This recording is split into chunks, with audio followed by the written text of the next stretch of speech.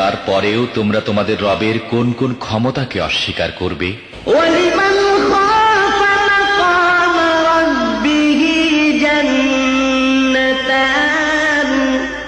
আর যারা তাদের প্রভুর সামনে হাজির হওয়ার ব্যাপারে ভয় পায় তাদের প্রত্যেকের জন্য দুটি করে বাগান। ফাবিআইয়ি আলাই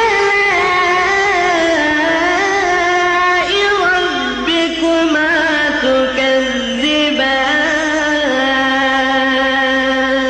তোমাদের রবের কোন কোন দানকে তোমরা অস্বীকার করবে?